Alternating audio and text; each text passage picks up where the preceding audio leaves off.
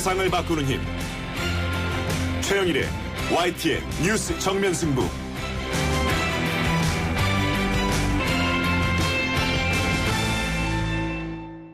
YTN 뉴스 FM 뉴스 정면 승부 3부 시작합니다. 야권이 선제적으로 언급하면서 탄력이 붙고 있는 이 구조조정 문제를 과연 노동계는 어떻게 지켜보고 있을까요? 잠시 후에 한국노총의 입장 들어보겠습니다. 정경련에서 자금 지원을 받은 의혹으로 논란에 휩싸인 어버이연합. 오늘 반박 기자회견을 열었습니다. 어버이연합 법률고문 서석구 변호사 연결해서 반론을 들어보도록 합니다. 계속해서 여러분 의견은요. 문자 샵 0945로 보내주시고요. 짧은 문자 50원, 긴 문자 100원의 정보 이용료가 있습니다.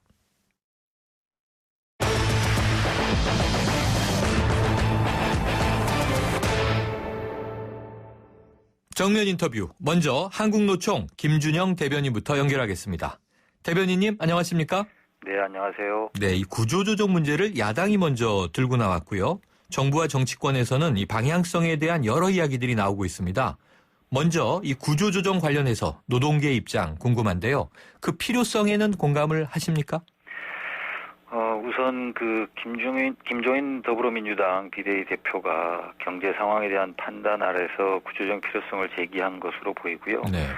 그다음 정부에게 전반적인 구조조정 청사진을 제시해라라고 이야기했을 뿐 그 구조조정의 구체적인 방법, 절차 그 어떤 것도 이야기하지 않은 바 있고요. 네. 국민의당 안철수 대표도 구조개혁이라는 표현을 썼지만 구체적인 안을 제시하지는 않았습니다. 네. 그래서 그런 구체적인 안을 가지고 좀 논의를 해봐야 된다 이렇게 생각이 들고요. 네. 그 필요성과 관련해서는 지난 연말부터 각종 경제 전망 보고서에서 세계적인 경기 침체와 우리나라가 저성장 늪에 깊숙이 빠져들고 있다라는 경고들을 계속 한 바 있고 네. 그다음에 세계적인 수요에 비해서 과잉 투자되어 있는 일부 업종에 대해서는 구조조정이 필요하다는 이야기를 누차에 걸쳐서 한 바 있습니다. 네. 특히 조선업종에 대해서는 많은 경고들도 있었죠. 그 세계 경기 침체로 인해서 세계적인 물동량이 감소했고 그래서 선박 수요가 줄어들었고 유가 하락과 세일가스 개발 등으로 인해서 프렌트 물량도 감소하는 등 위기를 예측할 수 있는 징후들은 많이 있었는데 네. 실제적으로 선제적 대응을 못한 기업 경영진과 정부의 좀 책임이 있다 할 수 있겠습니다. 네. 산업 발전 과정에 그 산업이 재편되는 것은 필수적인 하여튼 과정이고 그 과정의 구조조정은 저는 상시적으로 뭐 있어야 되고 필요하다 이런 생각을 가지고 있습니다. 그 네. 부분에 있어서는 노동조합도 부정하지는 않습니다. 네, 필요성에는 공감을 한다. 자, 그런데요, 노동계 입장에서 가장 좀 걱정되는 부분은 구조조정이라는 말이 좀 포괄적으로 사용되기도 하는데 이 실제 상황으로 보면 대량 해고를 통한 인건비 절감으로 주로 이어지다 보니까 이게 좀 두려운 점인데 그렇지 않습니까? 그 우리나라에서는 구조조정하면 바로 떠오르는 단어가 인력 감축, 해고 이런 단어가 떠오르는 게 가장 문제라고 봅니다. 네. 그러니까 인력 감축이라고는 아주 손쉬운 수단만을 사용해서 노동자들에게 피해를 전가시키고 그러다 보니까 노동자들은 거부감과 큰 걱정, 뭐 저항 이런 것들을 가질 수밖에 없는 것이 좀 현실이라고 봅니다. 과거 IMF 당시에 대량 해고가 있었고 임금 삭감을 경험했고 제2금융위기 시기에도 IMF 규모는 아니지만 상당수의 실직이 발생했는데 그 과정에 우리 노동자들은 트라우마를 가지고 있다고 봅니다.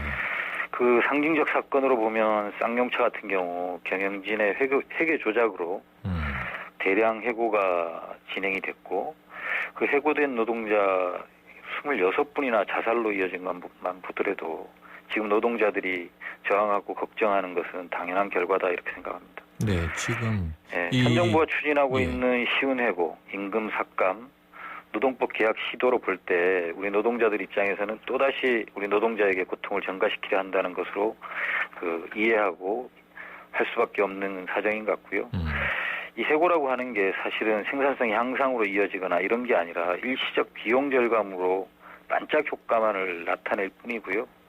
그게 사실은 국가적으로 볼 때는 소비력을 축소시켜서 경제에는 더 큰 악영향, 결국은 도구로 작용하는 아주 잘못된 정책임을 좀 우리 함께 공감하는 이런 과정들이 좀 필요할 것으로 보입니다. 네. 자, 그런데 총선이 끝나고 이제 정치인들이 구조조정을 이야기하니까 급부상되는 감은 있습니다만 사실 이 일부 조선, 중공업 기업들은 이미 자산을 팔고 임금 줄이고 또 새로 이 취임한 경영자들이 고강도 구조조정을 진행해 왔던 상황 아닌가요? 그렇다면 현재 현장에서는 어떤 방식으로 진행되고 있나요? 저희 노동자들이 보기에는 뭐 인력 감축 외에 고강도 구조조정을 했다 이렇게 평가하기는 좀 그럴 것 같고요. 네. 조선업종 같은 경우에는 지난해부터 일부 인력 감축이 진행되고 있는데 네. 기술직과 현장 고숙련 노동자가 아닌 사무직이나 사내 하청 중심으로 하여튼 지금 인력 감축들이 진행되고 있는 것들이 현실로 보입니다. 네. 그러면은 일단 부실기업 구조조정의 대상이요. 지금 언급하고 있는 조선, 그리고 해운, 건설, 철강, 석유화학, 어찌 보면 뭐 산업화의 근간이었던 이 5대 업종이 될 것으로 보이는데요. 자, 이들 업종의 종사는 직간접 인력 규모 어느 정도로 추산하고 계십니까? 5대 업종 전체 규모로 보면 약 한 150만 정도일 걸로 추산되는데요. 네. 지금 이 5대 업종이 가장 시급한 뭐 모든 5대 업종의 전반적인 구조조정이 필요하다 이렇게 판단하는 것은 조금 무리가 있어서 네. 전체적 규모를 이야기하기보다는 좀 시급한 업종인 조선을 먼저 좀 살펴보면요. 네. 그 조선도 이제 중소기업들이 꽤 많이 있긴 한데 그게 2000년 이후에 많이 좀 축소가 돼 있고 대표적인 9개 기업을 좀 보면 네. 약 19만 명 정도가 종사하고 있고요. 아, 거기에는 사무직이 1만 명, 우리 기술직이 한 2만 명, 그다음 기능직 직영 우리 노동자가 한 3만 5천 명. 네. 그리고 좀 심각한 부분은 기능직 하청 노동자가 약 12만에 이르러서 네. 하청 비율이 상당히 늘어나 있다 이렇게 볼 수 있습니다. 그런데 이제 최근 경제지에서 하여튼 조선업종 이야기를 좀 다루면서 네. 3년 내에 뭐 4만에서 5만 정도 인력 감축이 예상된다 뭐 네. 이런 기사를 쓰고 있는데 이 기사들이 사실은 구조조정을 단순히 인력 감축으로 바라보게 하고 부추기는 대표적인 사례라서 좀 우려가 있습니다. 네, 그렇군요. 자, 그렇다면요. 지금 구조조정이 바로 인력 감축만은 아니다. 이렇게 또 지적해 주셨고요. 그리고 아까 현재 진행되고 있는 것이 고강도는 아직 아닌 것 같다라는 말씀도 주셨는데, 자, 노동계가 감수할 수 있는 수준, 앞으로 구조조정이 어떤 방향으로 가야 한다고 보고 계세요?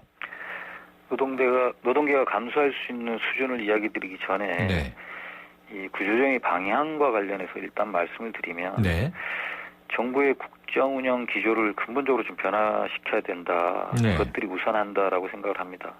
현재 경제정책과 노동정책의 기조하에서는 노동자들에게 계속 고통을 전가하는 방향으로 지금 가고 있다 이렇게 보기 때문에 이 구조조정의 큰 방향이 우리 경제의 지속 가능성을 높이는 방향으로 먼저 논의가 되면서 큰 틀에서 강론을 좀 찾는 과정들이 좀 필요하다 이렇게 생각이 듭니다. 네, 그렇군요. 수출 의존도가 워낙 높기 때문에 이 수출 의존도를 좀 떨어뜨리고 내수 비중을 높여서 세계 경기 변화에 대응력을 키우지 못하면서 일시적으로 몇 개 기업과 업종의 구조조정을 하는 것은 일시적인 대책이고 계속 반복될 수밖에 없다 이렇게 생각이 듭니다. 네.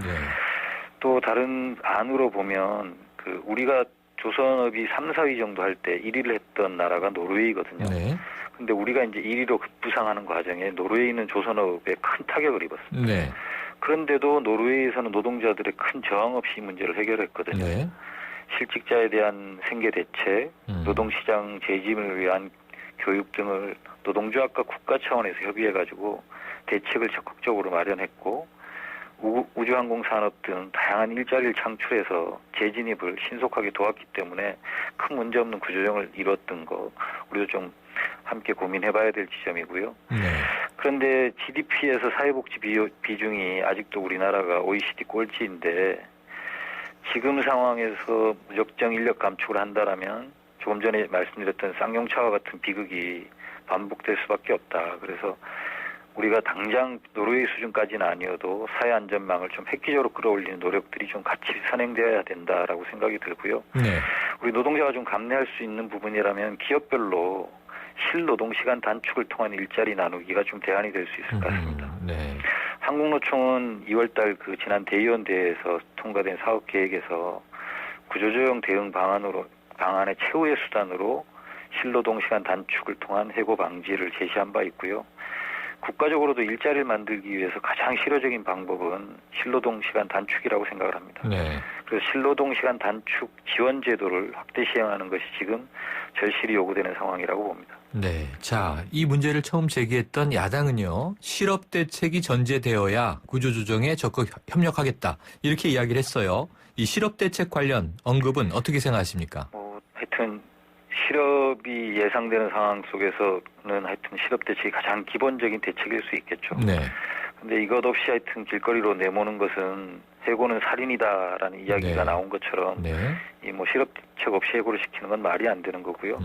근데 이 실업 대책을 세우는 것도 이게 너무 과다하게 실업자 숫자를 뭐 추계하거나 이런 게 아니라 네. 실업 그 해고라고 하는 것이 그 구조조정에 있어서의 최후의 수단이고 최소화해야 된다는 전제하에서 좀 실현 논의될 네, 필요가 네. 있다 이렇게 생각합니다. 그렇군요. 자, 그러면은요. 지금 이 한 가지 더 여쭤볼 텐데 국민의당이요. 지금 정부가 추진하고 있는 노동개혁 4법이 있지 않습니까? 네. 일전에 한국노총은 이거 개혁 아니다, 개혁이다 이렇게 이제 주장하신 인터뷰도 저희가 했었거든요. 네. 그런데 이 파견법을 다시 노사정위원회에 맡기자 이렇게 얘기하고 있는데 노사정위원회가 지난 1월 이후에 지금 파행을 겪고 있는 거 아닙니까? 네. 어떻게 생각하세요? 지금 국민의당이 제시했던 3개의 법은 통과시키고 하나의 법인 파견법은 노사정위에서 논의하라고 얘기했는데요. 네. 노사정위원회 어떤 합의 내용에도 파견법과 관련한 내용은 저희 논의조차 된 바가 없습니다. 네, 네. 노동자가 도저히 수용할 수 없는 안이어서 그랬던 거고요.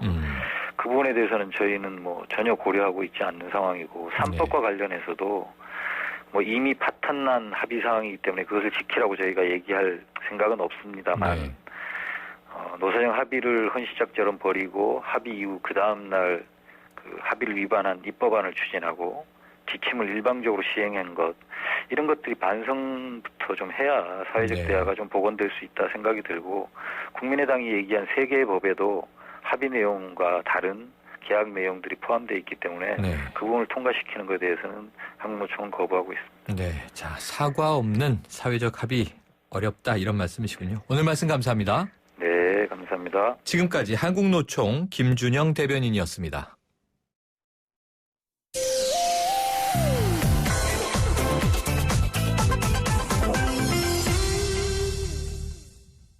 네, 이 어버이연합이 정경련으로부터 지원을 받았다. 이 의혹이 여전히 논란이 되고 있습니다. 어제는 이 수사를 의뢰한 경실련 측의 입장을 들어봤는데요. 자, 오늘 어버이연합 측에서 언론 보도에 대한 반박 기자회견을 했습니다. 자세한 내용을 어버이연합 법률고문인 서석구 변호사 연결해서 들어보도록 합니다. 서 변호사님, 안녕하십니까? 네, 안녕하세요. 네, 먼저 많이 신문지상에서 들으셨을 이름이지만 구체적으로 이 어버이연합 어떤 단체인가요? 예, 이게 1조에 보면 대한민국의 정통성 이걸 기반으로 해가지고 자유민주주의 체제와 시장경제 체제를 수호하고 네. 그리고 애국 시민들의 결집으로 국가 안보를 위한 활동을 전개 국가 발전과 자유민주주의 통일을 기여하는 데 있다 이렇게 목적을 밝혀놨는데요. 네네. 쉽게 얘기하면 자유민주주의 보수 안보단체라고 할 수 있고요. 네네. 이 연령층이 주로 70대, 80대, 90대, 6.25 참전 세대입니다. 네네. 그래서 남다른 그 안보 의식을 갖고 있는 그 애국심 이런 것으로 무장된 단체고, 네. 단순한 안보 단체의 범위를 넘어가지고 노인 복지를 위해 가지고 무료 급식 지원이라든가 그리고 북한 대북전단지 인권 이런 활동도 하고 자원봉사 활동도 해온 이런 다양한 활동을 해왔습니다. 네, 그렇군요. 그런데 이제 네. 오늘 핵심적인 것이 기자회견을 하셨는데 네. 그 과정에서 정경련에서 이 지원금을 받은 사실은 인정을 한 상태인가요? 아니죠. 그거는 이제 정경련이 이제 베델 복지재단에 네. 돈을 지원하는데 원래 정경련은 사회복지에 관심이 많잖아요. 그래서 네. 이 정경련이 가진 측이니까 가난한 소외된 사람들한테 복지에 관심을 가지다 보니까 베델 복지재단에다가 이게 기부를 했는데요. 네. 이 지원을 했는데 이 베델 복지재단이 대한민국 어버이연합에 지원을 한 것인데 네. 그러면 베델 복지재단이 왜 어버이연합에 지원을 했는가 하면 제가 볼 때는 70대, 80대, 90대 이 연령층이고 네.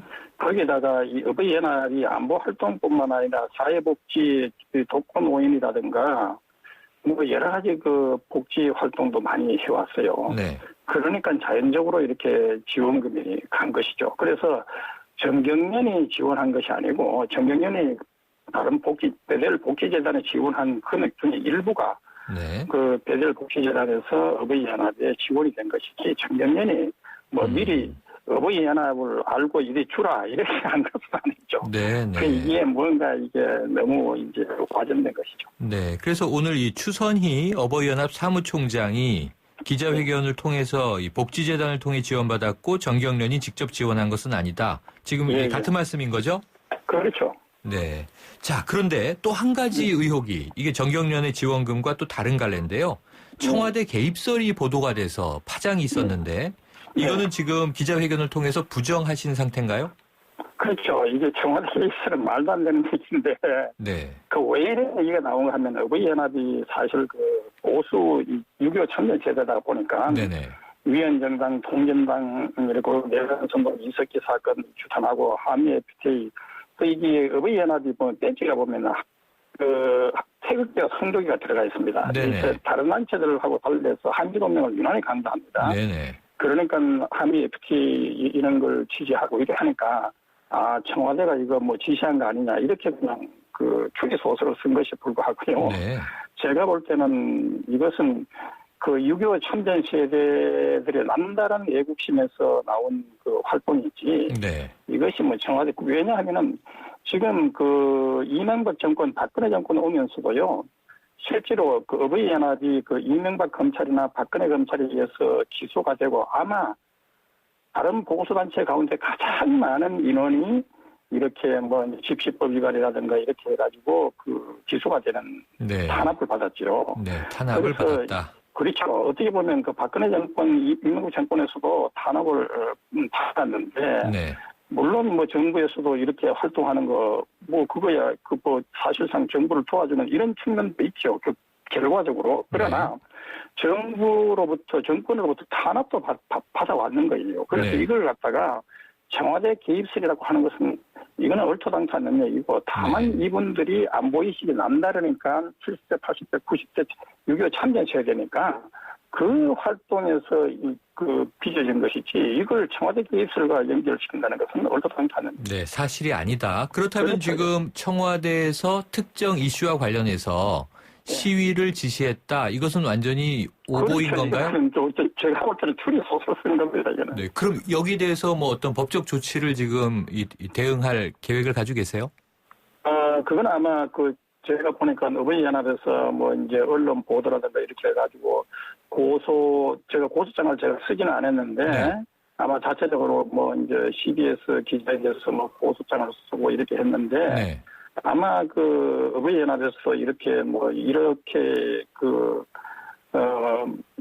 무슨 그 인민재판 하듯이 네. 이렇게 하는 것에 대해서는 법적인 조치를 취하겠다 이렇게 얘기를 한 걸로 제가 알고 있습니다. 네. 그런데 아까 이제 잠깐 언급했던 이 추선희 사무총장이 말이죠. 예. 이 청와대 정무수석실 산하 국민소통 비서관실의 허현준 선임 행정관에게 이 집회를 열어달라는 문자 메시지를 이제 보낸 바가 있다. 기자들에게 이렇게 직접 밝혔다.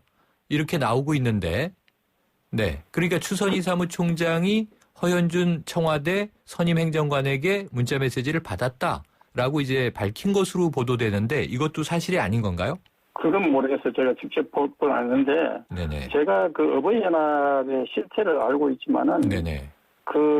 누구 뭐 지시를 받아가 움직이고 이런 것이 아닙니다. 이분들은 네. 그렇게 6.25 참전 세대이기 때문에 자연 발생적으로 자기 나름대로의 투철한 안보 의식과 이런 건 사명감 또 한미 동맹 이런 것 때문에 심지어는 그 수잔 솔티 여사 그 미국의 그 유명한 그 북한 인권 단체와 또 연대해가지고 대북 전단지를 인민관에서 또 이렇게 날려 보내기도 하고 이랬는데요. 네. 그 상당히 투철하게 자발적으로 하고 이런 도움 같은 것도 보면 자체적으로 아마 다른 보수 단체와는 달리 자체 해외 의존도가 아마 거의 가장 높은 단체가 아니겠느냐. 네. 제가 볼 때는 회원들이 10,000원, 20,000원, 30,000원, 50,000원, 뭐 10,000원. 저도 그 법률 고문이기 때문에 매달 네네. 10만 원씩 회비를 내고 있습니다. 아, 회비로 운영이 된다. 그렇죠. 회비로 운영이 되고 네. 물론 뭐 여기저기서 또 도와주는 경우도 있을 수가 있겠죠. 네. 변호사님 그런데요. 그러나 이것이 누구 어떻게 지시에 의해서 움직여지고 이런 단체라는 것은 이건 무슨 용병같이 보는 것은 네네. 너무너무 이 단체를 폄하하는 것이고 이분들이 그동안 나라를 지키기 위해서 헌신한 것에 대해서 너무 그 모독적인 얘기가 아니라 저는 그렇게 생각합니다. 그럼 아까 그 문자 메시지 건과 관련해서는 이게 또 오보라면 언론이 정정하고 책임을 져야 될 것이고 그렇죠. 만약 사실이라면 어버이연합 쪽이 아니라 그 문자 메시지를 보낸 청와대 행정관 쪽에 또 책임을 물어야 되겠군요. 그렇지. 만약에 사실이라면 네네. 저는 예. 알겠습니다. 그러면은요. 지금 또 이런 이야기가 보도되고 있네요. 이게 탈북자들에게 일당 2만 원을 주고 집회와 시위에 동원했다. 이게 사실인가요, 아닌가요? 그래가지고 제가 놀래가지고 네네. 이게 사실이냐고 제가 어버이연합에 확인을 해봤어요. 네네. 해봤더니 아니 그건 어버이연합 장부가 아니래요. 아, 장부가 누군가가 뭐 그렇게 기적거려가지고 그랬는데 이거는 어버이연합 장부가 전혀 아닌데 네. 누가 그렇게 그냥 기적거려가지고 그렇게 했는지는 모르지만은. 이거는 어버이연합의 장부에 의해서 이렇게 되는 것은 아니에요. 네, 그리고 뭐 아시다시피 그 보수단체 내부에서도 상당히 교란하고 이렇게 음해하는 이런 세력들도 얼마든지 침투될 가능성이 있기 때문에요. 네. 그 뭐 일당 2만 원 주고 이렇게 그리고 탈북자들이 누굽니까? 그 자유를 찾아가요. 대한민국을 찾아온 사람인데. 물론 그 어버이연합에서 탈북자들한테 고맙다고 뭐 이제 지원을 하고 하는 경우도 있죠. 저도 탈북자 단체들한테 사무실 집기도 사주고 뭐 이렇게 지원도 하고 이런 적도 있습니다만은 그런 차원이지 이 일당을 얼마씩 주고 이렇게 장부 말도 안 하는 이 어버이연합 장부도 아닌 누가 끼적거려가지고 그런 것을 음해하려고 했는지는 모르지만은 이거는 얼토당토 않는 얘기라. 음해다, 얼토당토 않은 이야기다 말씀하셨는데 그런데요, 이 김미화 자유민협 부모연합 대표가요, 2만 원 지원은 말 그대로 교통비 수준이다 이렇게 또 발언한 사실이 나오는데 이것도 다른 입장인가요? 그거는요. 그 안 그래도 제가 얘기 들어봤는데 이거는 그 2만 원 하는 그거는. 그 말도 안 되는 얘기고 어버이연합에서는 그와 같은 장부 자체가 없고 어떻게 해서 그 끼적거리는 말도 안 되는 어버이연합 장부라고 하면서 그것이 공개가 됐는지 어버이연합처로는 택도 없는 소리라고 이렇게 얘기를 하더구만요. 사실 아마 무근이다. 저는 그 말이 사실 그 어버이연합의 변명이 사실이라고 생각합니다. 네, 알겠습니다. 만약 어제 저희가 경실련을 인터뷰했더니요. 검찰에 수사 의뢰를 한 상태다. 또 이 수사를 하지 않으면 고발할 것이다. 이런 입장을 전했는데 그럼 어떻게 대응하실 생각이세요? 네. 이거는 예를 들면 그 고소가 잘못된 그 허위 사실을 좀 얼마든지 무고로 때마다 고발할 수 있죠. 그래서 그 저는 이 고발 사실이 어떤지는 모르지만은 이거는 허위 사실로 인해 가지고 어버이연합을 음해하고요. 저는 이게 지금 박원순 시장이요.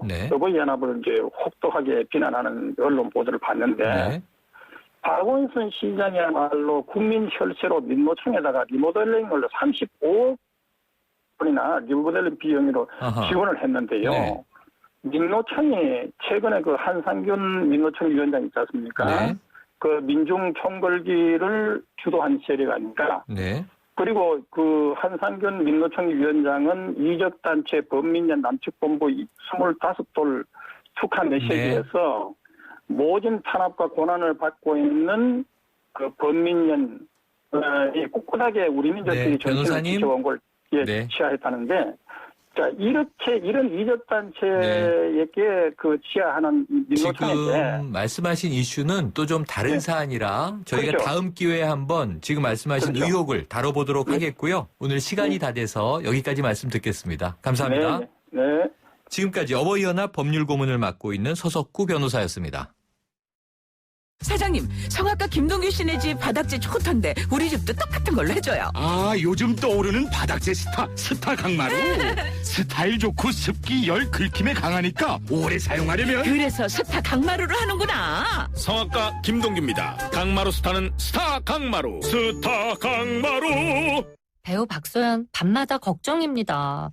제발 대리운전 불러서 귀가해주세요. 사고라도 나면 여우와 토끼는 누가 먹여 살려요. 2588 있잖아요. 좌우로 정렬 2588 눌러줘요 2588 Goede komt van gezonde koeien. 건강한 젖소에서 좋은 우유가 나옵니다. 서울우유에서 시작합니다. 체세포 수까지 1등급인 우유. 서울우유 나 100%. 좋은 우유는 건강한 젖소에서 나옵니다. 2개의 1등급 나 100%를 확인하세요. 네, 3부 마칩니다.